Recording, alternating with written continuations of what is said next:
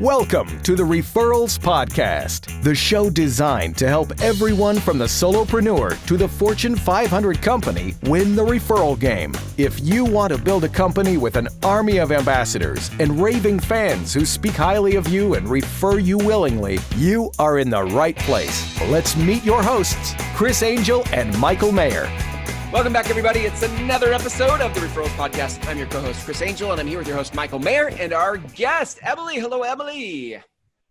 I guess I should say Michael, too. Hello, Michael. But hey, holy cow. Am I here today or what? Hello, Emily. Emily, how are you today? Hello. Yeah, I don't blame you at all, Chris. Yeah, I don't blame you at all. I mean, but what Chris just did, isn't that a great example of what we sometimes do in life is we take for granted the relationships of the people. Oh, come on. So I want everybody just to take note in your notes, moment. in your blessing book, just write down who should I thank today. Yes. And I need you to think of like a spouse or Teachable a kid moment. or mom. Shouldn't we thank mom Yes. today? Yes. Really? Or Yes. dad? And it's just like, and here's the thing, I can see why he was distracted. I mean, I would have skipped right by me too, you know? It's like, you know, me and Emily are walking in the store or we're taking a picture together. If she's on my right and you're scanning left to right looking at the picture, you never make it to me. Well, there you go. Oh, good. There you go. Well, that's why that happened. But I thank you, Michael, for being here. Thank you for being our host of another awesome Referrals Podcast episode. Oh my God. That's so late. And, I know. Listen, hey, and appreciated. better late than never. Yeah. Better late than never. All good. What I'm excited, Emily, first of all, how do you say your last name? Kuru? Kuru, yep, you are correct. Kuru. Kuru. Emily Kuru. I love it. So I want to say a couple things about you, Emily, but before I do that, I'm excited about our episode today because we talk a lot about events on this show, which I love. We've gotten some great feedback on how helpful these event podcasts are. But one of the biggest things that is going to impact the attendance of your event are calls and how you do calls, which is what we're going to unpack with Emily in this call today. So before that, though, Emily's a realtor and a client care director out of Melbourne, Florida. If you're in Australia, you'd say Melbourne. But we're in Florida in the United States, so it's Melbourne. She's in charge of planning all client events for Team LGI, and Emily is married to the love of her life and has three beautiful children that love the beach. Emily also enjoys gardening, cooking, and adventure. I love it. Adventure. Absolutely, I love that Isn't that adventure. a great word? Did you love the movie Up, Emily? Up? I did. Yes, yeah. I did. Yeah. Adventure is out there. That's so great. Well, thank you. Welcome to the show. I'm excited to talk to you with Michael about how you guys generate attendance at your events and what your team call nights look like. So give us a little sense of like, you know, do you guys do events? How many events a year do you do? And then how do you use call nights to drive attendance? We try to do 3 to 4 events a year. And the biggest return on those events is, of course, we send out that email invite, but when the power is in that phone call, when you're following up with a phone call for attendance, that's when the magic happens. That's when we see the results of our calls and people truly coming to our events. Yeah. And it also gets our agents hyped up too, like to, you know, sometimes they're kind of like, oh, we got to do a call night or a call day. Yeah. Once they get into it though, their energy starts to be fired up. And it's like, okay, I want to make more phone calls. I want to connect with all my clients. Yep. It's just getting over that first hump. I would think too if the context for calling is trying to sell people something versus the context for calling is inviting them to an event, I would think that the energy in the room would be so much different. It is. Yeah. It definitely is, because you're calling just to give them back something, to invite them. You're not asking for anything at that point. So it makes the agents more relaxed. It makes, I think, the client on the other side like, oh, you just want me to come to a movie night, or you want me to come pick up a pie? Like, right. It's just powerful. Yeah, I think so. And I think that's a big key to this is that, you know, first of all, we're not necessarily interviewing a rainmaker here today, right? Emily is the event coordinator and the client care coordinator for the team, as well as a realtor, right? Yeah. And she's been the one basically scheduling the call nights and creating the call nights. And the other thing that she does really well is makes the call nights fun, which is what I really want to talk about. It's not just about doing call nights. She's like call night mastery, right? So she's making them fun, she's making them rewarding, and I really want to unpack that. And that the beauty of this podcast episode today is that we do talk about events a lot, and events are a part of the 7L system, like she talked about movie nights and pie days and so on and so forth. But people think they're having an event and they're doing it right? Because they had an event, they think they did it right. And then I go, well, how many referrals did you get? And they're like, well, I didn't get any. Well, you're doing it wrong then, right? You're doing it wrong. And we talk all the time about using the 7 levels of communication right there. Yeah. Using all the levels to drive, to move people, right? To influence people.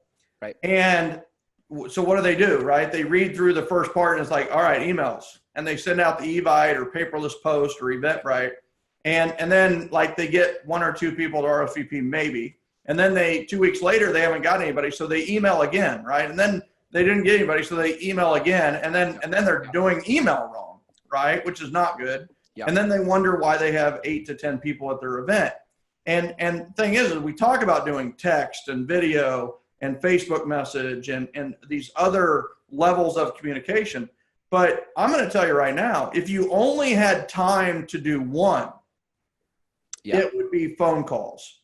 And if you're a solopreneur, then guess what? The call night is you and probably a bottle of wine, right? I'm just kidding. That would be drinking alone. We do not condone that responsibly, though I have done that myself. So here's the thing. But if it's with a team or you're doing a partner with an office, then to make the phone calls more fun, there's power in company, right? There's power in other people going through the same drudgery you are, right? We could, it's something you fear, right? Emily, why do you think people fear the phone so much?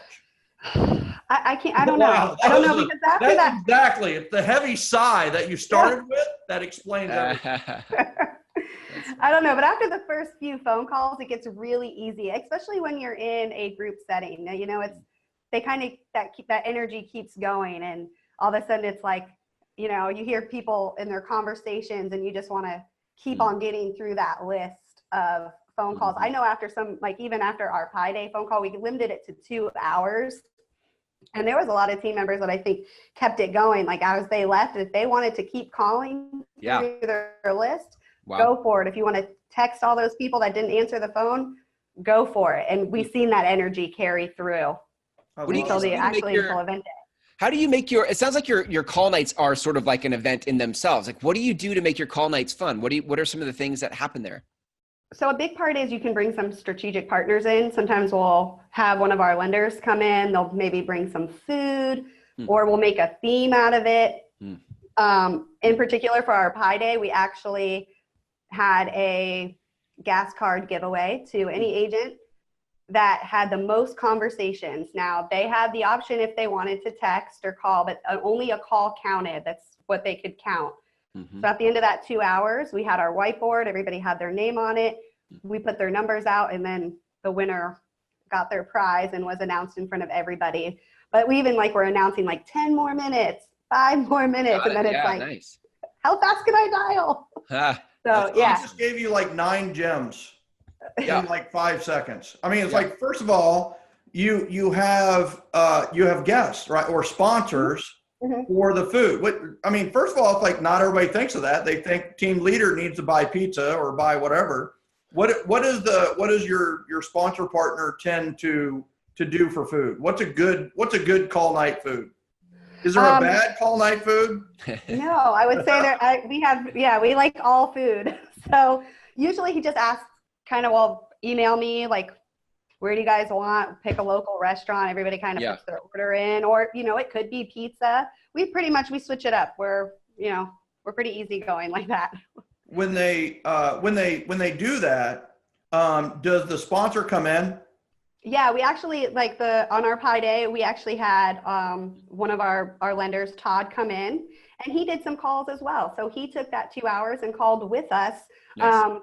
Not exactly for our event, but he had his own list. And again, it's just that power in the room of multiple people calling, and it keeps you on cue too. Not because it's easy to make a few phone calls and be like, oh, I need to go to the bathroom, or I need to have a snack, or I need some more coffee. But when you have that team in there, it's like, okay, 2 hours and let's be focused here, people. No distractions, and you keep each other motivated. So that's another thing that I have to point out here. There is that, you know, what's interesting is we talk about, there's a book called Change or Die, right? That's a pretty powerful title.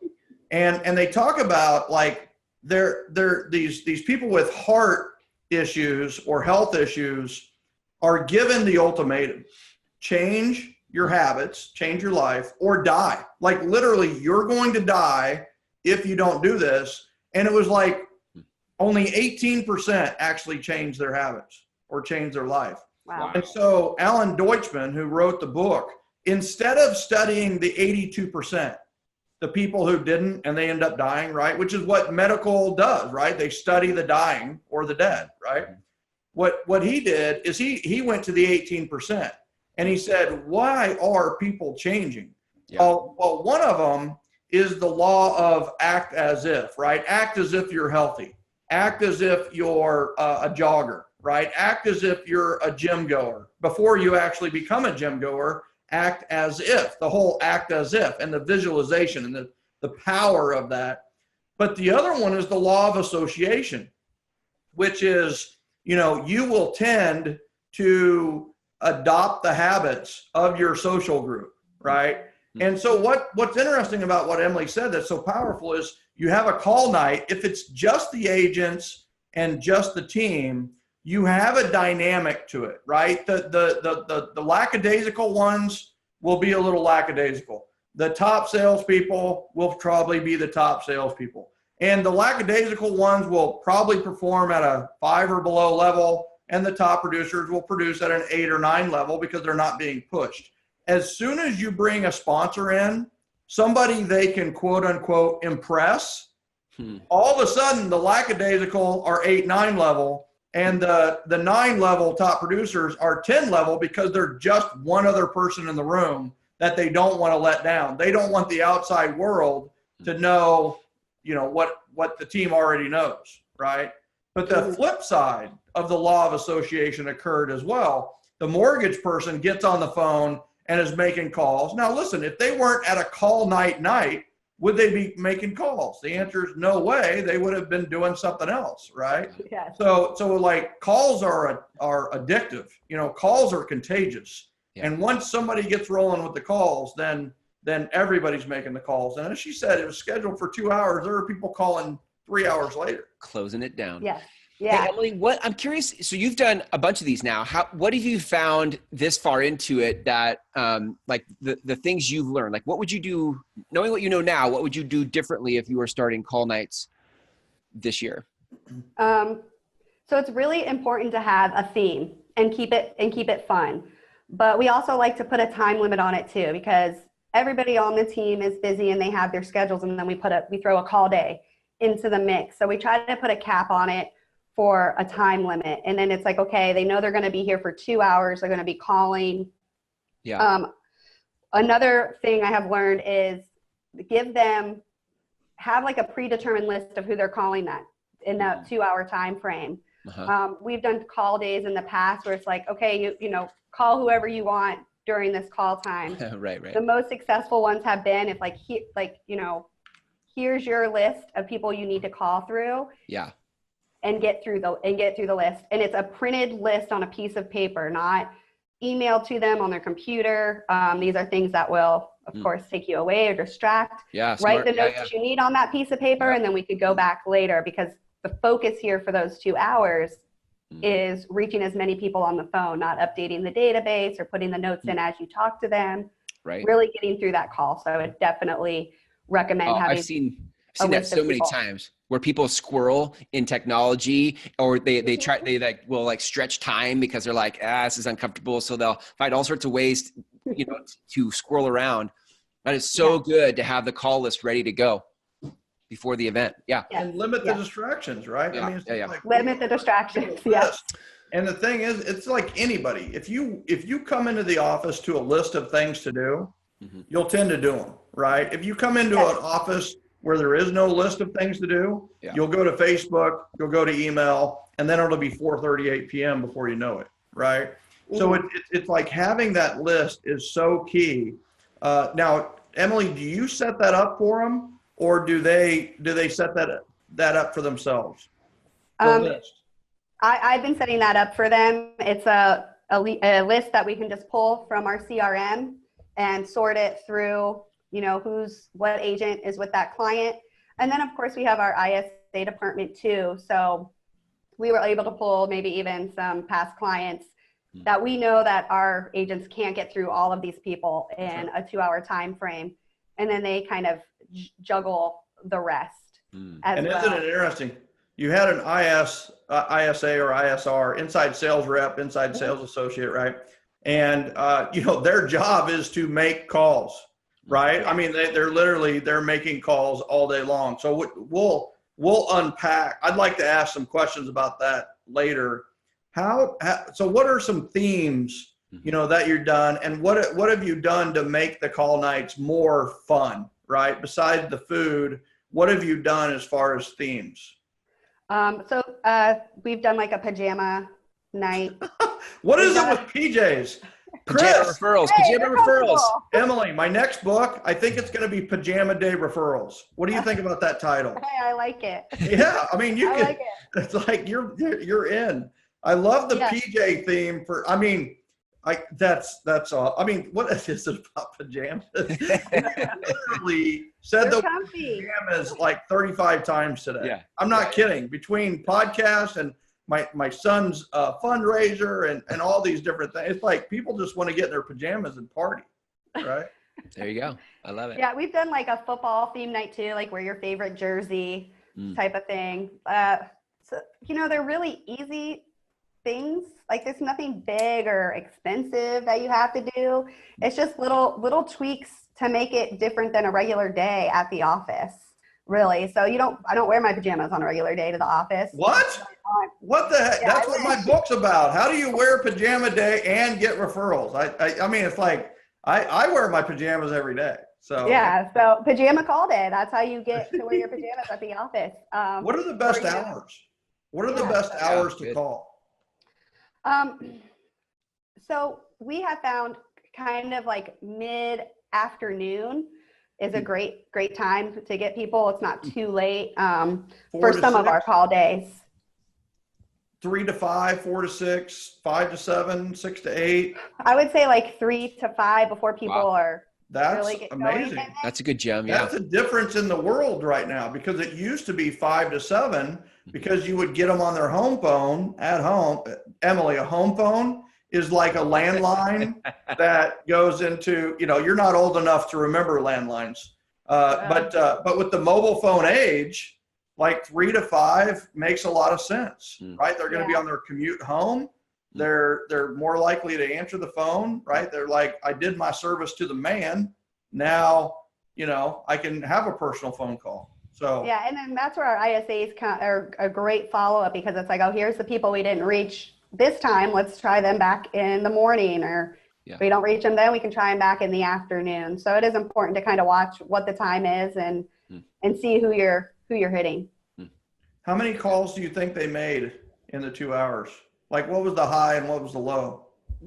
In the 2 hours for our Pi Day, we reached probably about 100 of our clients in 2 hours between all of us. Wow. Especially it's hard. Like literally talk to them. Yes. 100 conversations. How many people were calling? We had 7 people calling that day. That's for 2 7 hours. for 100 is a good number. That's good. Yeah. Well, you said conversations. We didn't have 100 conversations. We reached out and touched 100. Not all of them were conversations. Some of them ended up being follow-up text.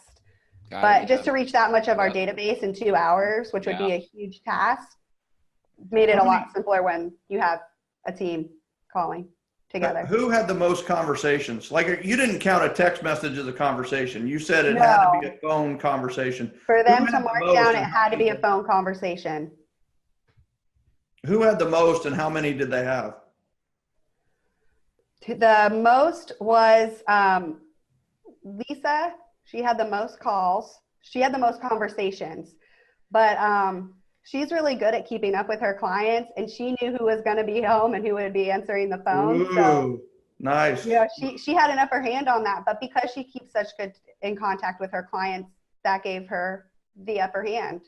Yep. You know, when we're How doing did she those make? competitions.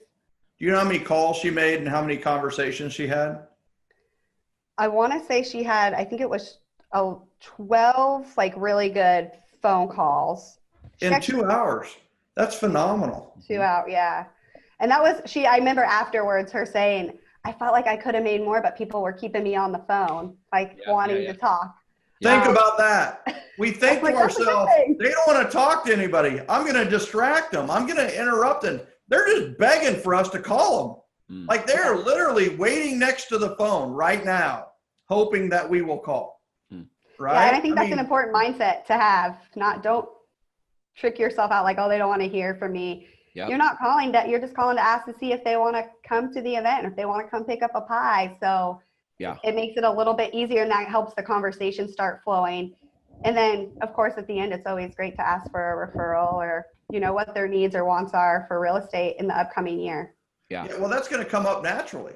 Yeah. Right. I mean, you don't even have to ask for the referral or ask about real estate, because you're going to say, hey, listen, we're doing this great pie day giveaway, and we want to give you a pumpkin pie. And all you got to do is come down to the office, get it. When you come down, bring a coat that you can donate for the homeless, and bring a coat, pick up a pie, chat with us a little bit. We'll have pumpkin spice latte in the office. And I've got some great people that I'd love to introduce you to when you get here. And then you're off to Thanksgiving, or you're off to Christmas, or you're off to whatever you're doing. But I'd love to have you down here. And they're like, oh my gosh, that sounds terrific. I'd love to come. That sounds great. And then they're going to go, well, how's business? Right. Yeah. And please notice, it's far more powerful when they bring it up and you're just simply answering the question, versus you bring it up and then there's a whole vested interest in the conversation. Right. Working by referral is not some fairy tale world. It's real. I've seen it. And you can too. Invest in yourself by learning how to run your business by referral at Michael's upcoming live event. It will be a day filled with hands-on, how-to, low to no-cost strategies that you can implement in your business right away. Learn how to run a business by referral that not only feeds your family, but feeds your soul. Go to www.gengenevents.com today.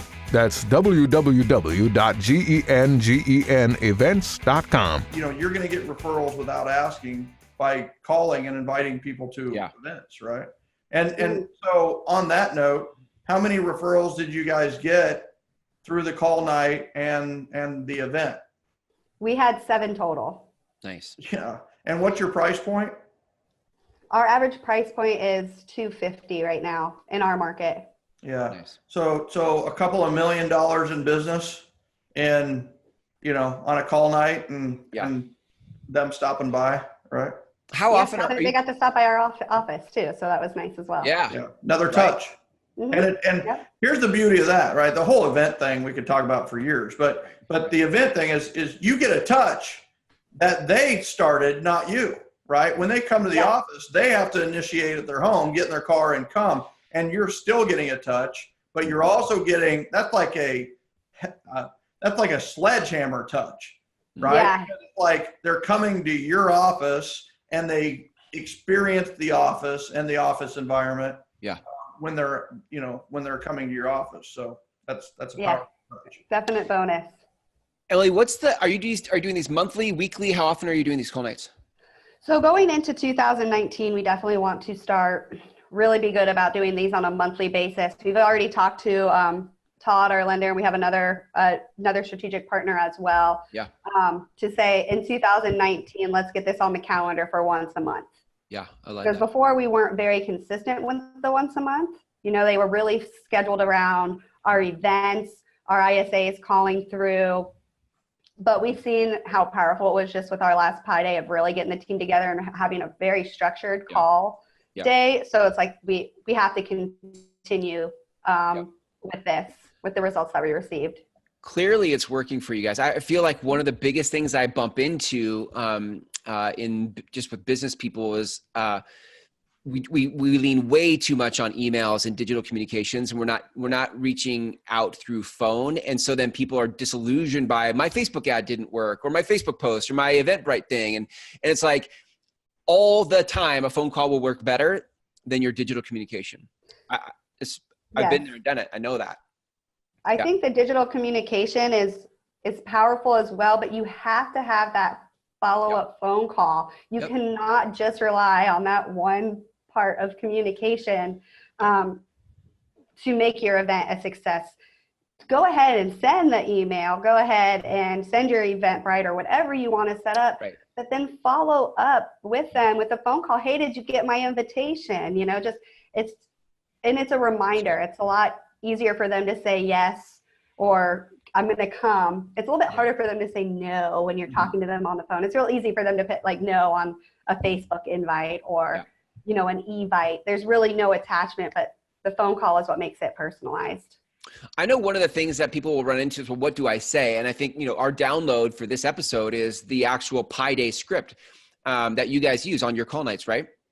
Yes. Yeah. That was for our Pi Day. They're simple. It's really, the agents don't have to say that word for word, but it really helps start them off. So that first, like I said, those first couple phone calls, you're reading the script, but then you kind of turn it into your own and you get going.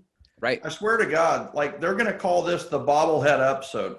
Because all I've done during this entire podcast is go like this. He's so right. He's so right. That's so right. That's so right. That's so right. Like the digital, seriously, it's going to be like every time they fast forward through the actual visual of this, it's going to look like a Maher bobblehead. I know. And if you play it at 1.5 speed or 2 times the speed, it'll be like this, right? And then slow it down. There you go. That'll be amazing. Right? That'll be amazing.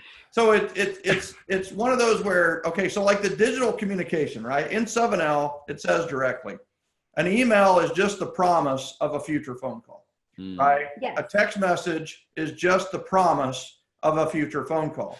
What salespeople tend to not understand is that they think the email replaces the phone call. They think high tech is going to replace high touch, but high tech is only the promise of a future high touch.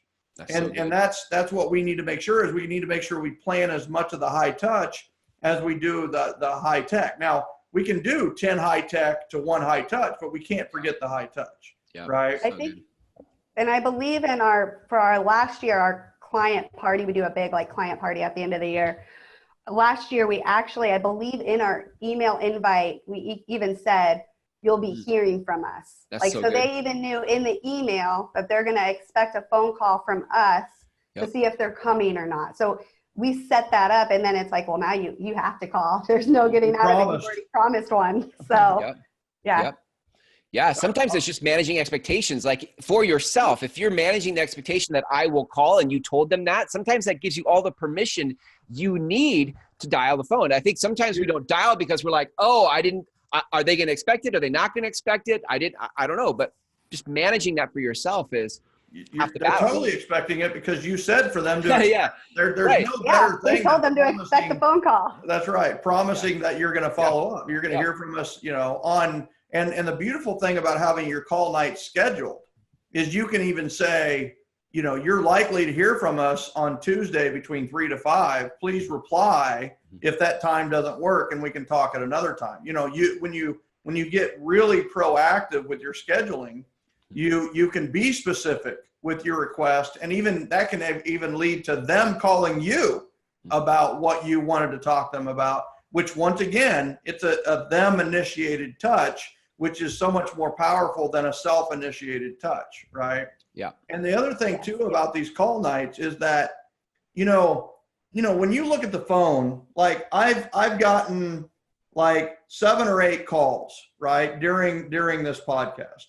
And you look down and you see the number, right? You see the number and you have a reaction to it, right? You either have a negative reaction, a neutral reaction, or a positive reaction, right? So if your team is only cold calling and calling to ask for referrals and calling to take, then people are going to have a negative reaction to seeing your number in their phone. But if you are doing call nights around events and all you're doing is calling to invite them to events, they will have a positive feeling around your number that you're not always looking to take. So good. Whoops. I So think good. did we just drop Emily? Maybe her computer battery died, but keep going because you're on such a good rant right now. This is so important. Keep going. Don't stop. Yeah. So it is, it's one of those where it's like, you know, and the power of this is you're calling for nothing other than to help the other person and help their life get better and to provide and to give them something, right? Calling to help, like, you know, the generosity call or the January call and the day before the birthday call and all these other calls are really just great excuses to touch base with your clientele so that, you know what, when you do call and you really do need something, they'll have a positive energy associated with the number and they'll pick up the phone. The thing is that you don't want them to look at their phone and go, oh my God, it's Blank Realty. And they're wanting to ask me, they're trying to sell me something. They're trying to, you know, they're not, and the other part of a call night that is really, really powerful is that it gets your salespeople selling. And what I mean by that is if you can't sell a free pie to someone you know, then you can't sell real estate, right? So they're calling and we tell them, hey, listen, you're taking orders. Like your call, and if you've made 12 calls in 2 hours and you have 0 pies ordered, you're doing something. You're trying to give them a free pie. If you can't convince somebody you know to take free sugar, then listen, you're out of this job. You should not be doing sales, right? You are like in 12 calls, you should be able to give away 24 pies, you know? I mean, so it gets them used to having a conversation where there is a call to action. And that is, what is sales? Sales, communication that leads to a call to action, right? I feel like one of the things that can get, I think I've seen this with myself. I've done this and I've also seen it with others where we don't want to do the sales thing, but we still feel like there's a hidden agenda. And so what happens is it comes off funny. Like when we make the call, so to the caller ID thing you're talking about, right? Like somebody sees the number and if the way you've been being in your calls when you're calling out is weird about it, even you're trying, like you haven't picked one or the other. You haven't picked, I'm going to cold call people for a sale, or I'm just going to call to get to know people. And you're trying to straddle the fence of both. Then that energy comes through and people are left with your caller ID. Like, I don't know. The last call I had with this person was kind of weird. Like it felt like they were trying to fish for something. What kind of energy are you sending to the world? Right. I mean, if you have a call night full of invites for a free pie, the energy you are sending to the world is really positive. And that energy is coming out of you, but it's also being replaced in you. Right. And or you're doing a call night to call a bunch of expireds and FSBOs. It's going to be like walking into a morgue. You know? Right. So but that's why the generosity generation piece of this, like if you don't embrace the generosity piece of this and that's the place you come from in all of your actions, then it's going to come off weird because you're going to be trying to do. So where do you come from? If you're not coming from love, generosity, and appreciation, where are you coming from? What part of you are you coming from? I'm getting all fired up here. I mean, the desperation part, the survival part, the negative part, the evil part. Right? I mean, it's like, what the heck is wrong with the world when like the number one movie they tell you to watch as a salesperson is Glenn Ross, or they tell you, hey, watch Boiler Room, or the number 3 movie they say, if you're really going to do well in sales, you got to watch The Wolf on Wall Street. Well, here's the deal. Spoiler alert. At the end of all those movies, they all either die or go to prison. Right? So here's the thing. If you're going to do sales that way, you're either going to die or go to prison. I mean, it's like, boom, right? I mean, and now I'm seeing all these ads. The Wolf on Wall Street is back selling a sales process. And it's like, really?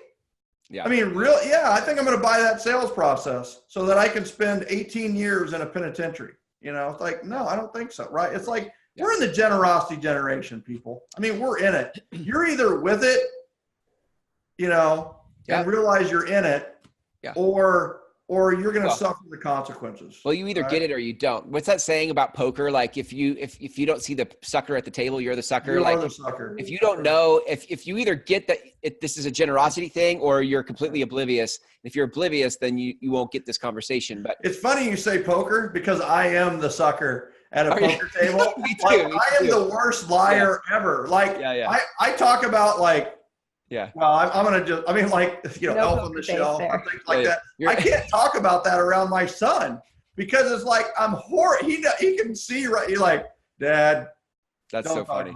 You're like, no. And it's like, I'm the worst. And I also practiced being expressive, because I took acting classes to become a better speaker. And so, you really practice your facial expression. So the problem is, as soon as I feel something, it pops up, and it's just like, oh, and it's so funny. And it's like, so Dad, you're disappointed me in your, it's like, no. Right? It's like, correct. Okay. So let me explain. I am a little disappointed that it didn't go as well as we thought. I'm really proud of you. So. Well, Emily, we got on a passionate rant and we went sideways here. I want to bring it back, just Emily, to what, could this happen for people that are solopreneurs, independents?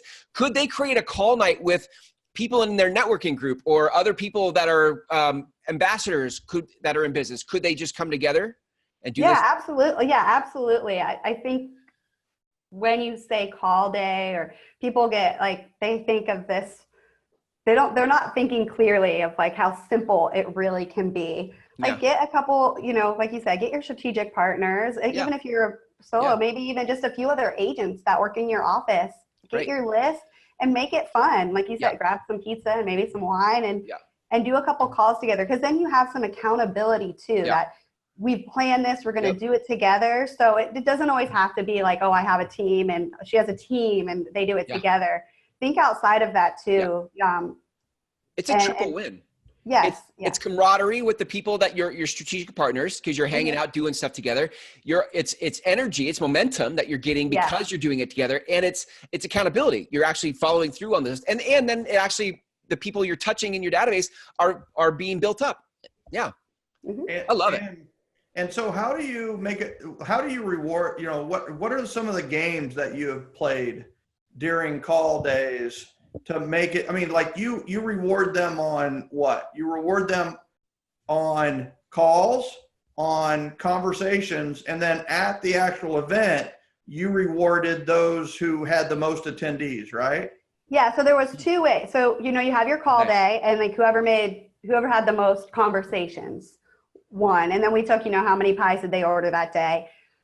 But it kept going, that momentum, like I said, it did keep going. And then we actually had, our pie day was a 3-day event. Since we had a short window of time that we gave them an update that we're having pie day, we wanted to make it easier for them to come. So we said, come by our office Monday, Tuesday, or Wednesday. Each day an agent had signed up to, kind of stay in the pie booth table. And when it was their day, they were texting like crazy, calling like crazy, and that just happened organically. We didn't have to do anything, because they knew whoever had the most people show up, they were going to win a prize as well. So it was, you could call. It was a Yeti cooler. So something good that everybody wanted.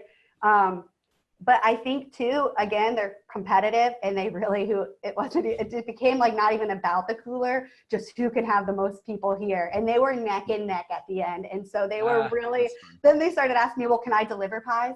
Right? Does that count? Does that count? But yes, so feel free. And if they can't make it, to deliver those pies. So the energy by the end of the event too, really built them up, where they were like, I'll go hand deliver. So I'm not going to knock on doors.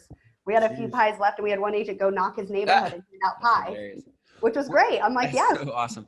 Were there visual management tools, like a whiteboard or some type of a scorecard or something where people could see neck and neck who's where? We had a whiteboard hung up so people can make that count, and you can really see where you were. Awesome. But again, that makes that competition part of the agents really fire up. This is such a great podcast. Could you turn it into a drinking game? That's probably not the right direction. Sorry, Michael. Anything can be a drinking game, right? Yeah, anything. I mean, we have people who call nights wine time, right? It's not even, they don't even call it call nights. They say it's wine time, right? So it's wind down Wednesday and everybody comes in on wine time. And then there's people who call it touch time, for touch time. And call it call night. Like, oh, I got to make calls, and then we have people who call it either the power hour or the hour of power, even if it's 2 hours.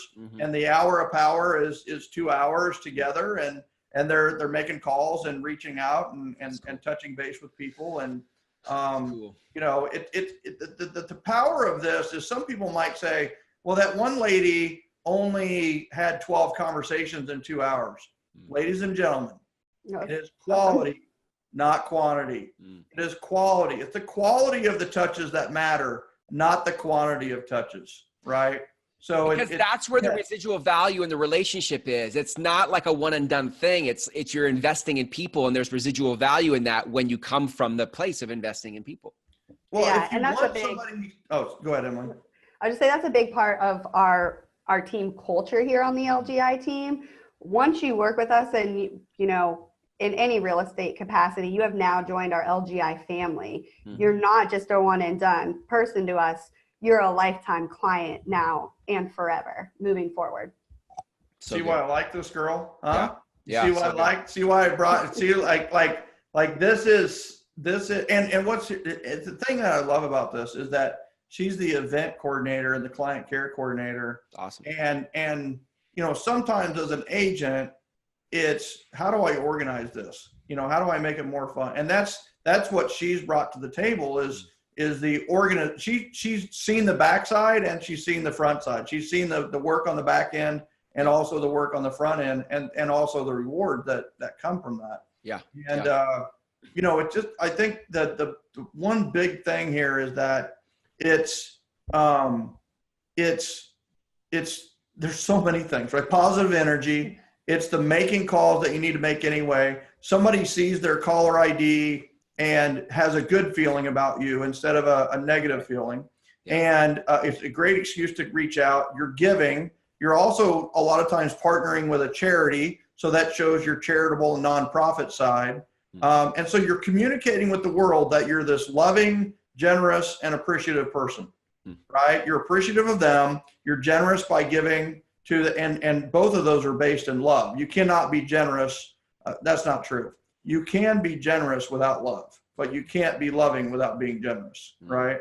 So it's one of those where you have added a ton of value. You have eliminated anybody's limiting beliefs or excuses around call nights. Like, so nobody can stand here or sit here or call me or email me and say, you know what, I can't do a call night. I can't do a call day, right? It just, there's no reason not to. Yeah, right? So good. It's so good. Yeah, keep it simple. Don't overthink it. It's not complicated. How many times have we heard, keep it simple, do it now, and just do it. Just do it. Just do it. And our call days, they've gotten better and better as the years have pushed on. They might have been unorganized at first, but the key was just do it. And as you do it, you learn along the way and they become more powerful.